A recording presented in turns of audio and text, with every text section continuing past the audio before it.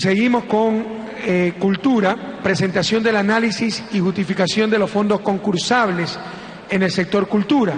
Aquí también tenemos un PowerPoint y un video, vamos rapidito. Les decía, fondos concursables, que aquí hay 1 millón, preséntenos los proyectos.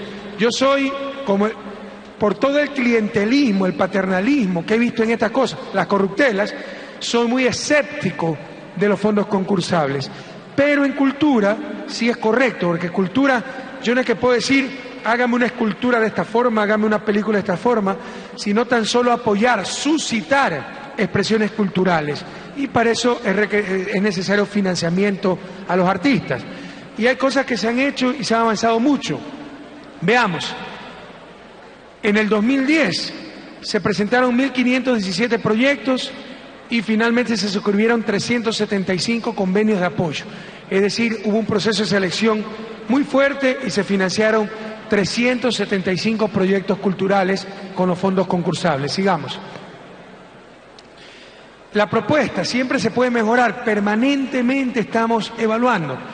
Hacer un relanzamiento de estos fondos concursables como parte del programa Ecuador Cree en tu Talento, es decir, motivar a la gente a que presente proyectos de expresión cultural, convocatorias temáticas, que es un poco poner la agenda, ¿verdad? Ya no presenten a ver el proyecto cultural, ya sea película, ya sea escultura, ya sea un festival de teatro, sino que haber temáticas, por ejemplo, 2 veces por año, abril y septiembre se llamará, y el tema será, por decir algo, la mujer en la sociedad ecuatoriana, por dar un ejemplo, ¿ok? Entonces será sobre un tema específico que se pedirán los proyectos culturales.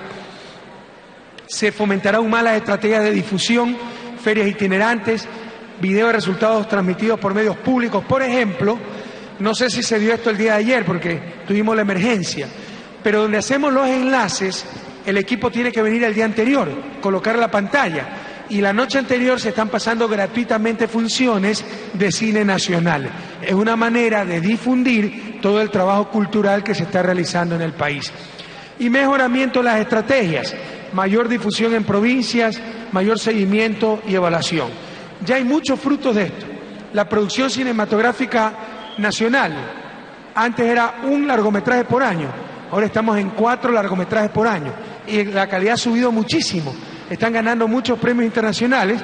Lo que no dicen los medios de comunicación es que muchos de estos trabajos han sido con el auspicio del Ministerio de Cultura. Por ejemplo, el disco de Juan Fernando Velasco, de Pasillos, lo que no se ha dicho es que fue con el auspicio del Ministerio de Cultura. Entonces ya hay algunos productos muy importantes, pero veamos un corto video sobre parte de lo que se está haciendo y los logros de los fondos concursables. Veamos. Hace algunos años atrás, Ecuador producía esporádicamente y de forma discontinua cine nacional. Era un país sin rostro ante sí mismo y ante la comunidad internacional. En el mejor de los casos se estrenaba una película cada 2 o 3 años, y en tiempos difíciles, cada 5 años. En 1990, se estrena La Tigra. En 1991, Sensaciones. Recién 6 años después, se presentó Entre Marx y una mujer desnuda. No obstante, este panorama cambió radicalmente desde hace 4 años gracias a la presencia del gobierno de la Revolución Ciudadana y a las políticas públicas claras para fortalecer la cinematografía ecuatoriana.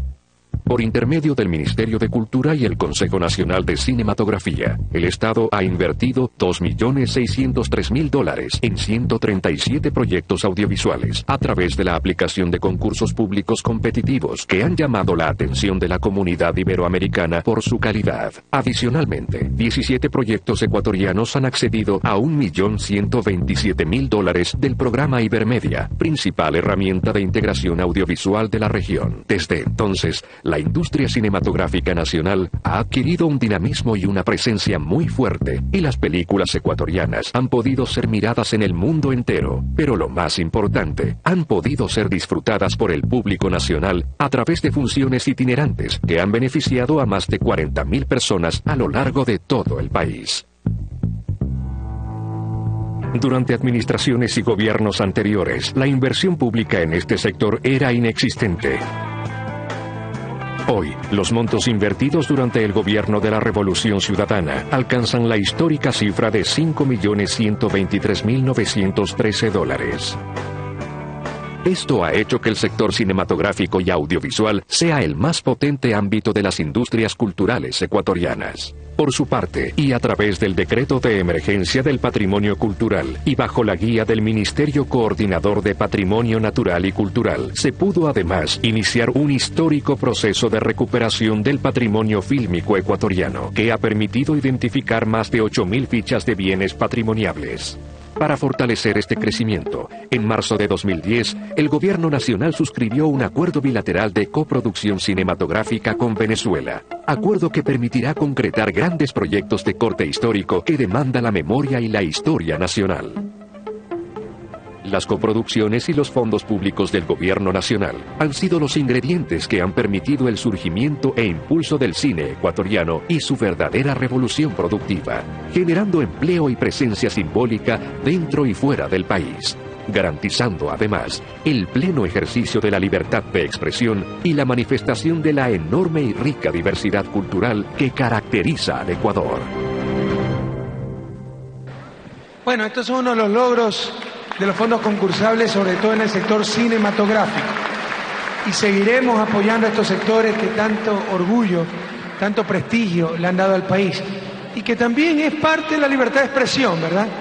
Porque los dueños de los medios de comunicación creen que libertad de expresión es que ellos puedan hacer lo que les da la gana. Libertad de expresión es que los ciudadanos puedan expresarse.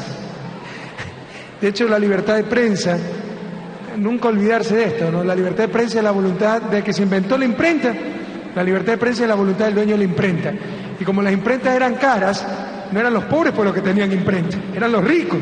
Por eso, históricamente, la prensa ha sido una gran aliada al poder, a los modelos de oprobio, a los modelos de opresión. Con tecnologías de internet, electrónica, etcétera, esto está cambiando muy fuertemente, porque ahora cualquier ciudadano puede acceder a expresarse, a informar, etcétera, ¿no? Pero históricamente parte del dominio era este problema, ¿no? Que la prensa era propiedad de los que podían comprarse la imprenta, y no eran los pobres los que compraban imprenta, sino los ricos, eran los mejores aliados del poder. Y desde que se inventó la imprenta, la libertad de prensa es la voluntad del dueño de la imprenta, que no era precisamente pobre, que no era precisamente oprimido, normalmente era de los opresores, ¿verdad? Bien.